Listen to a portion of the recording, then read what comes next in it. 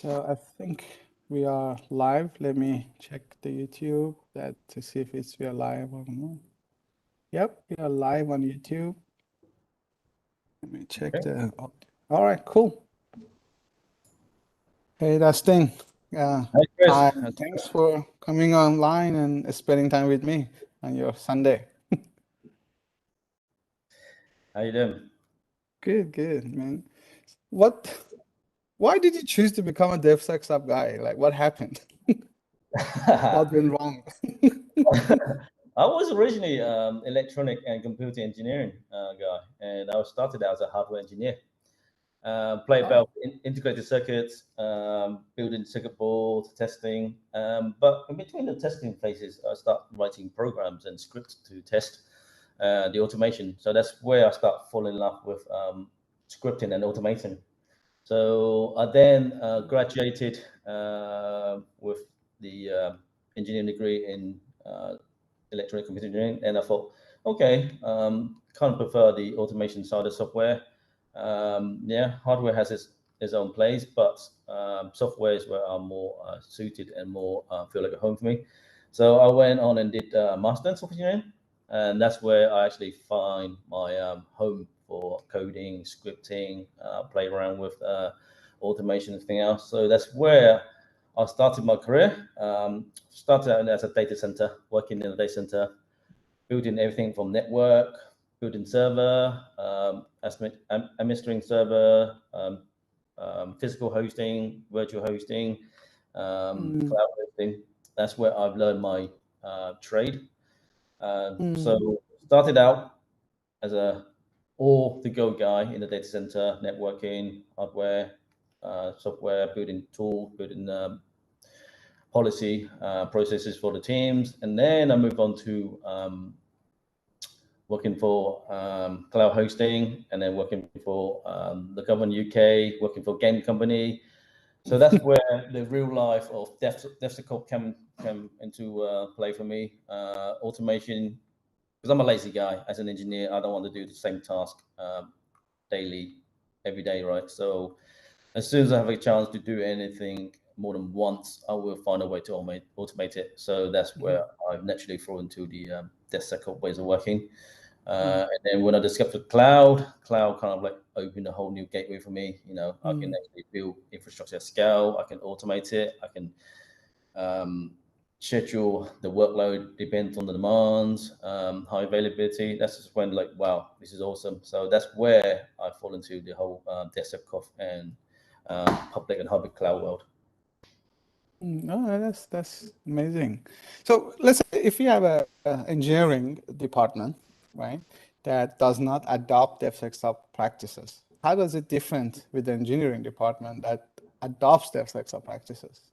The initial roadblocks I would say is that with a non-DevSecOps culture, you find that there will be silo teams. Each team will have their own goals, their own perspective, their own ways of doing things. There will be virtual walls between the teams. There's no cross-functional knowledge. There's no domain knowledge on the whole complete platform. Networking will have their own way of doing things. Security will have their own way of doing things. Even within the development teams, they will have their own way of doing things. They have their own metrics, health checks. So without having the kind of DevSecOps culture, the alignment, the autonomy, and the domain ownerships, there's a huge difference between silo and domain knowledge. So let's say I'm a backend developer, a Spring guy, right? So do I need to learn anything about DevSecOps? Yeah, it's a natural. A lot of people confuse that because you're a developer, you don't need to know DevSecOps ways of working. It's a whole new different department for you. No, it's not. For a modern developers, I would say it's a natural progression for them. Really, it's the way to discover your tool, the tool chain that you use every day, your ways of working, your culture. It has to be embedded in your ways of working. So, you know, if you want to be a natural developer that fit in a real DevSecOps world, you should be exposed and encouraged to have the autonomy to explore your tools in the lowest level. For example, In Devsecop, we have a what we call a secure development lifecycle, where a developer at the lowest level in their local laptop, they will have the exposure to the same tech stack as you would do in the platform, and they will be able to test every single component in the whole platform in their local laptop in the same autonomous way, in the same automation infrastructure. They can be able to do that at their own lowest level. And then through the secure development lifecycle and the Git workflow, they can actually promote that and push that all the way through the production.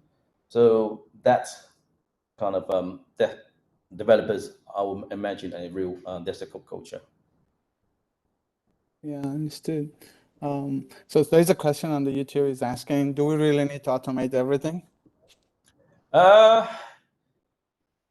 Yes and no, depends. So sometimes you can over automate, you can over engineer. So you have to be careful what you pick and choose. You can't win every single battle, but you pick the right tech, the right tool stack, the right technology for your application. That's the best combination, I find. You can't just over engineer everything. Yes, because it's awesome and because you can, doesn't mean you should. Sometimes you have to choose the best strategies and the best method and the best solution you have at your hand. For example, your team knowledge, domain knowledge of the team. Does the engineers you have they got the knowledge of technologies you're going to be using? Have they got the capacity to learn it? And does the platform allow that kind of growth and that kind of autonomy? So you have to be careful when you pick and choose. Obviously, you can't just pick a perfect model that works for someone else and it will work for you automatically. It doesn't work like that. You have to pick the right tech stack, the right domain knowledge, the right teams to actually build your own ways of working. So each DevSecOps team I worked with in the past, each platform, they have their own variation of it and their own ways of doing things. So the DevSecOps growth and the culture develops slightly different, and the pace also dictated differently throughout by each individual, the team member. Yeah, that makes sense. Yeah, that's correct. So another question, Dustin, I have is about, let's say, does any type of architecture increase the need for DevSecOps? For example, if I do microservices, do I have a choice not to go with DevSecOps?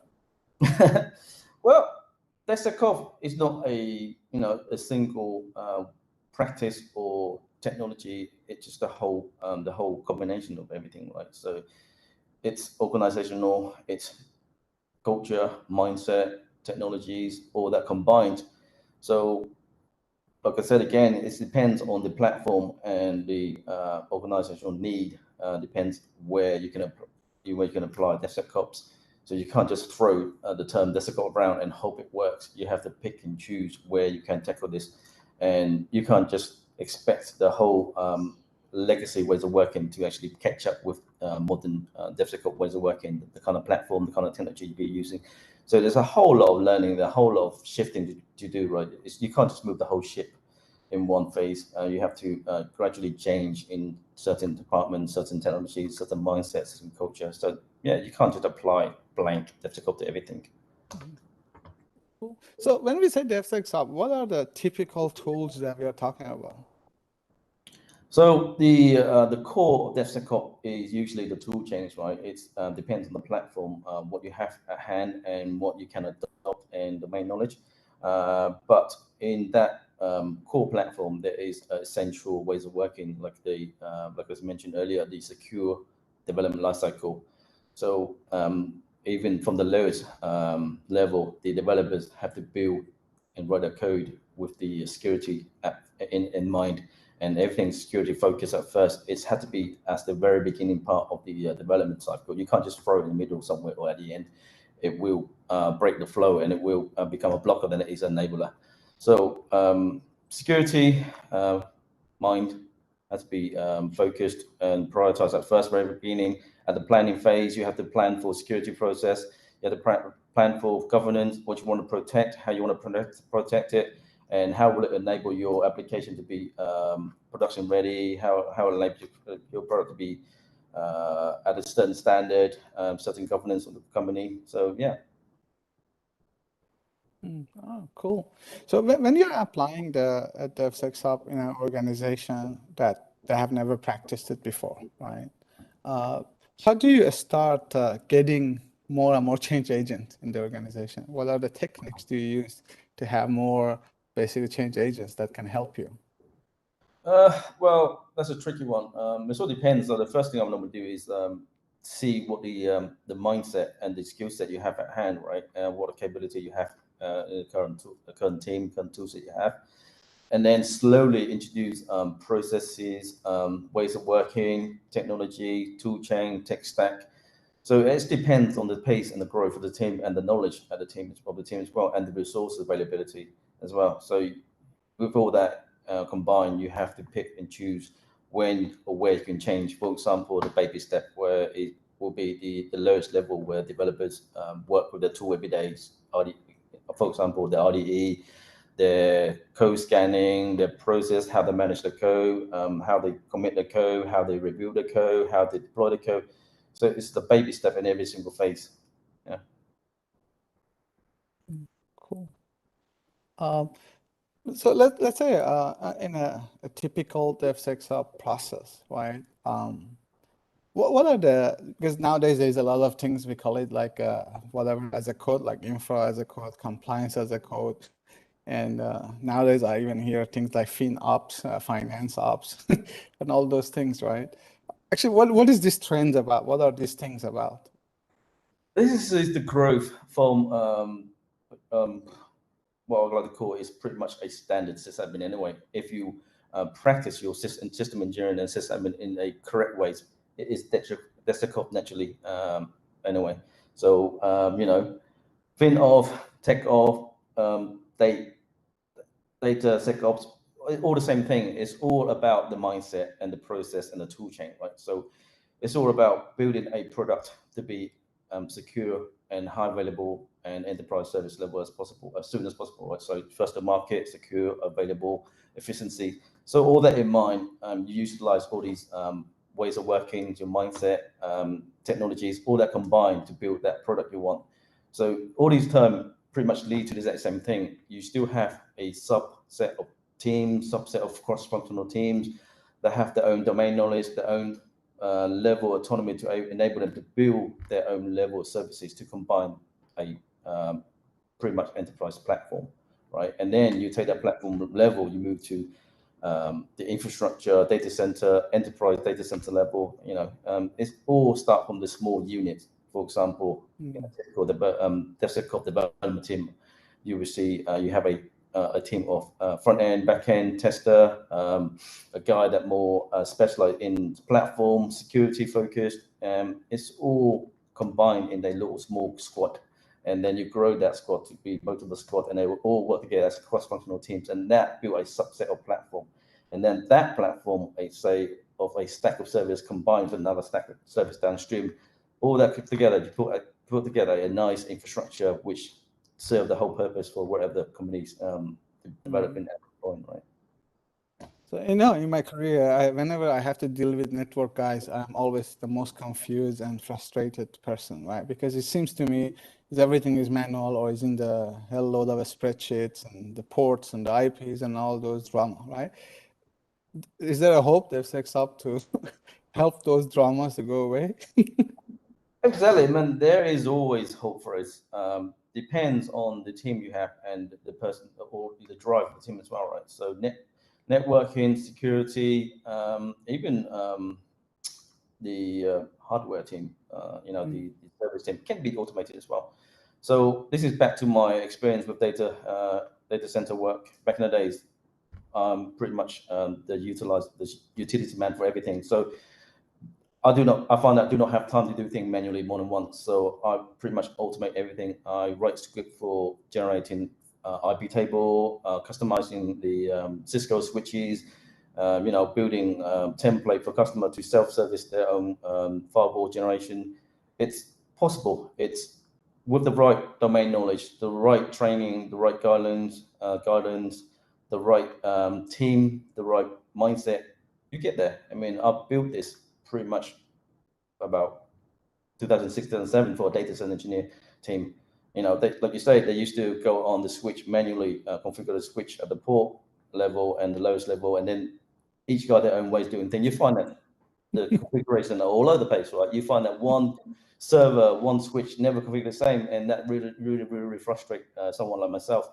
So, you have to find your pain point and then tackle that and then pretty much automate it. And infrastructure code, same thing, configuration of code, that's what we're coming about. Yeah, you mentioned about a squad, just a question came up to my mind. And how does the DevSecOps embed into a basically agile way of working, a Spotify model or whatever model, this agile way of working?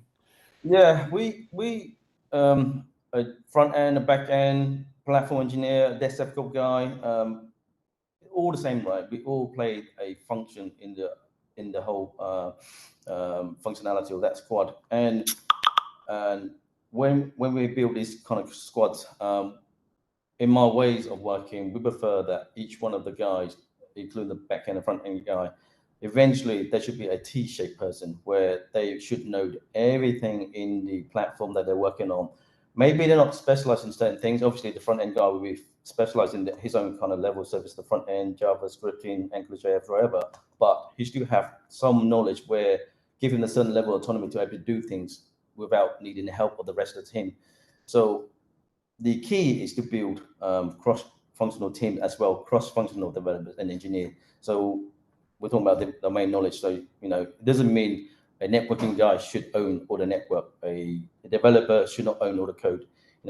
I'll normally encourage our guys to actually fit in a team, learn everything, and move the guys around so that actually, in their own individual way, they can actually work autonomously without the need of everyone until they need specialist knowledge.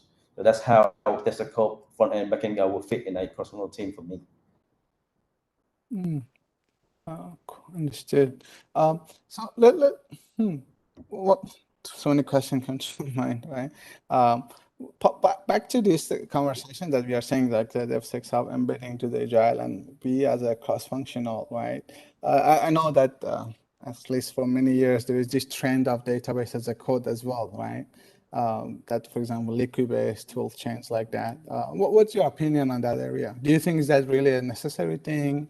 What do you think about it? Like making database as a code as well?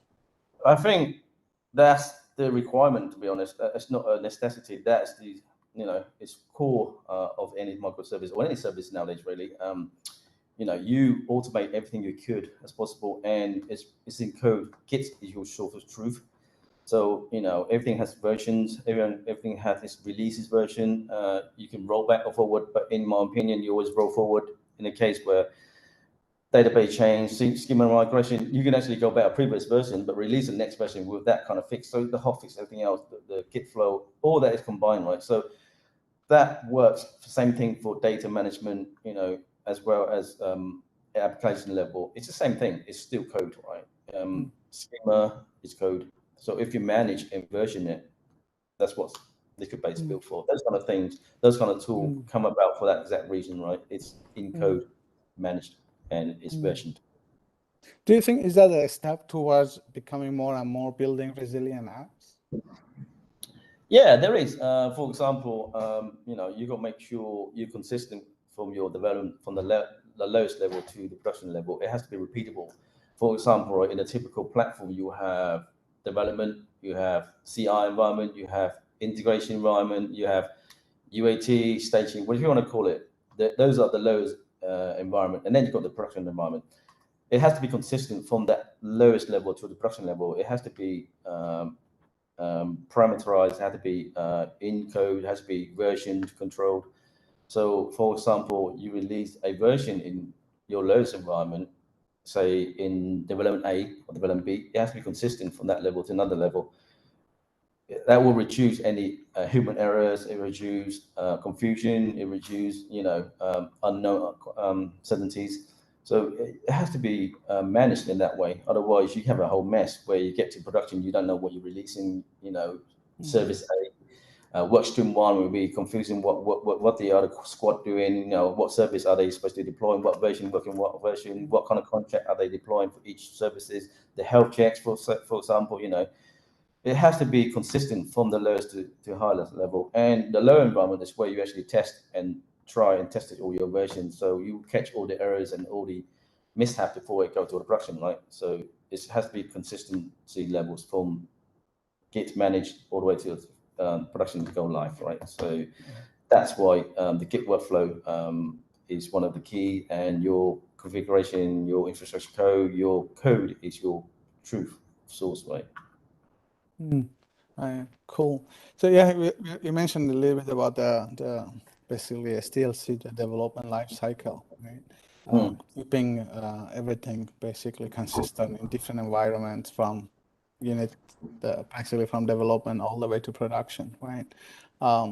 So how does a DevSecOps helps? There's a new concept called developer experience. I mean, I don't know if it's new or not, but for me it's new, right? How does DevSecOps helps to improve the developer experience? Yeah, it's all about the consistency and the autonomy level.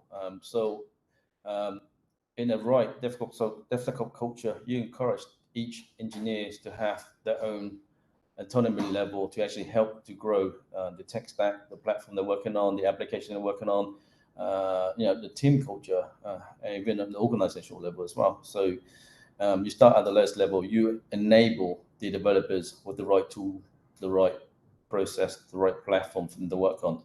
In the old legacy way, you decide how it to be done, and developers are told exactly you must build the application to the requirement. Where in a DevSecOps culture, you encourage developers to actually play around with their own tech stack, to actually learn more about the networking, the application, the monitoring, so actually they can improve the application itself, right? So if a developer aware of how his application use resources, how his application kind of eat resources, and how his application would actually third party or indirectly affect another service, which he normally doesn't aware of, right? So without that whole domain knowledge, with the whole availability of the autonomous level on the tech stack, on the platform, on the monitoring, on the deployment service level, he would not have that awareness. He would just write code and I just ship that code, I don't care. But if in the right culture, you give him the whole tool chain, the whole process for him to understand how his minor code chain would affect all the way to production, right? So the right tool chain, the right mindset, the right process,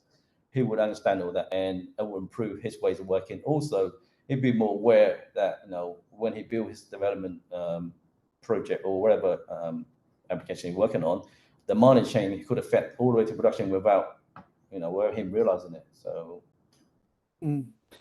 when we are, let's say, adopting DevSecOps in our organization, right? What are the maturity models that do we have on DevSecOps, right? So how do we measure that? Are we going to the right direction? Are we not going to the right direction? Or what are the next thing that we need to do? Yeah, there are well-defined maturity models out there. One of the one is OWASP. There's a few other ones, but Atlassian, but they're all pretty much the same thing. They all focus around about culture, organization. So within culture, you're talking about cross-functional teams, ways of working, Git flow, that kind of thing. And then you've got things like build and deploy.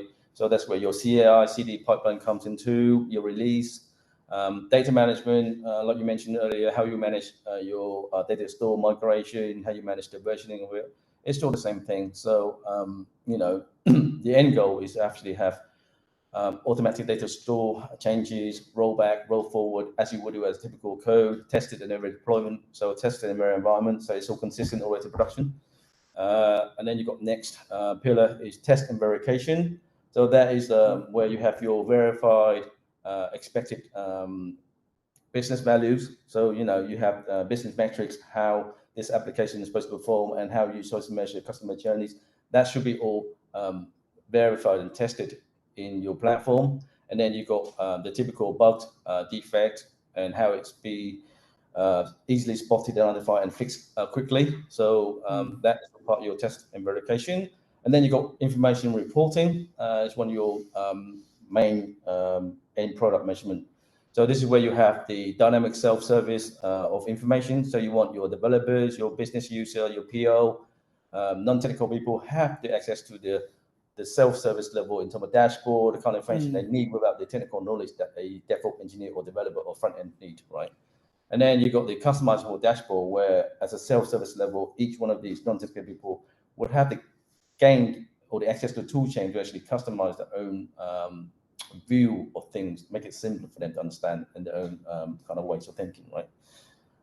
Obviously, each and then you've got the each platform, each team, each work stream, they're all cross-reference each other to actually combine to give you these source of truth for the whole organizational information and boundaries. So that's where your testing and reporting combined would give you. So the maturity model would work around that kind of those 6 pillars, and it would measure on the beginning level where you're starting out, you know, the kind of squad you have, the kind of technology you have, the ways you monitor things, your process, your ways of working, how you report, how you monitor. And then it moved all the way to the end goal where everything's autonomously, everything is all visible, everything is all changeable, quick rollback, quick releases, you know. So that's the end goal, the nirvana of Devsecop or any platform is to have everything is autonomously and automated as possible and visible and transparent as possible, right? So that's the goal. Cool. So like it was like I think a few years ago that I was only hearing about DevOps, right? And then later on I started learning about DevSecOps, right? I put in security in between. How is it different, right? What was the difference of like what evolved from DevOps that we realized that hey, we should call it DevSecOps, not just DevOps? Yeah, so this is the huge confusion across the industries, right? A lot of people think security is at the end shifted right. You know, at the end, security and governance is the end thing. When you go live, you have pen test and you have security governance applied at the end, which is a lot of mistake that these platform, these companies normally make. It's a fundamental thing of any development cycle, right? It's not just DevSecOps, it's not just DevOps. It really is from beginning anyway. Like I mentioned, back in the days when I was a sysadmin, that's already embedded, right? When you build a server, you have to know how to secure it. You have to know what kind of access right you've got to give to an application, to a server, to a user, right? So it has to be embedded from beginning. So the term of DevSecOps is really, or the term DevOps is really the same thing. People kind of like label it now, but really they just want to be people to notice that there is security awareness in DevSecOps as well. But really, if you do DevOps right, if you do system engineering, if you do SRE right, or operation management or operation support right, DevSecOps is exactly the same thing. It's all security, development, and support all in one, right? It's all the same thing. It's the whole platform availability, you know, performance, security. That's all in one, really. So the same thing. It just turned slightly different because people kind of like want to raise awareness that it's security in there as well. But what they don't realize, it's always been there since day one. All right, cool. So what's the future? I mean, what do you see? Because we only have 2-3 more minutes. What do you see is the next trends or that is gonna come and help and shape a bunch of things that we need to learn in DevSecOps or other things that matters to this topic? There's a lot of AI, like you say, FinOps, AI ops, and there's a lot of that blockchain technology. I'm not sure. I'm quite reserved when it comes to this. You know, you don't want to go too far, and then you get confused in the whole process. You know, you want, just like other engineering, right? You have to be careful on these trends and bandwagon when you jump on. But the next, I don't know, it's all about automation, right? It's all about self-services level. What worked best for us or any platform I've seen so far is the self-service, the quick access to application, quick access to services, quick access to changes. So anything that enable that probably be the trend, right? Same as DevSecOps. DevSecOps comes about to enable the whole platform to move faster, first to market in a secure and efficient way. So that's the same thing. It's just self-service, autonomous. Would it be correct to say that the ultimate success of a DevSecOps is to measure how fast and how frequent we can deploy? Exactly. You know, you want to be first to market, you want to be successful, you want to be consistent, and you want to be secure as possible, right? So you want to go live, you want to go production ready without being called in 3 o'clock in the morning, without being compromised, and your products always represent your best platform knowledge at a time, right? And best integrity at a time. So yes, that would be the simplest way to put it. All right. Again, Dustin, it's been almost, I think, getting to a year that I've been working with you. I learned a lot, man, from you. I appreciate a lot of sharings that you have done. And also, I'm thankful for you getting online today. I know it was very short, but I will get a promise that maybe somewhere by end of the year or early next year, I will arrange another session. Maybe we do a workshop event, like we do like a bit more hands-on detail, like an hour or something. Hopefully, we can get approvals of the corporate so we can actually share the real practices that you have implemented in the team. Once again, thank you so much, man. I learned a lot in the last 1 year working with you. I'm very grateful for that. Thank you. Thank you. I mean, the learning is mutual in both ways, right? It's for me. I've learned a lot working with you guys and the teams, and it's always learning. So yeah, it's a pleasure. It's been fun. We've got a long journey to go, but that's the fun of it, right? Constantly learning, constantly improving and evolving. So that's the whole point of our team. Yeah, it's been fun, and I enjoy it. Looking forward to the next phase of our journey, I guess. Yeah, me Cool. too. Thank you, All right, Chris. take care. Have a good Okay, day. Bye. bye.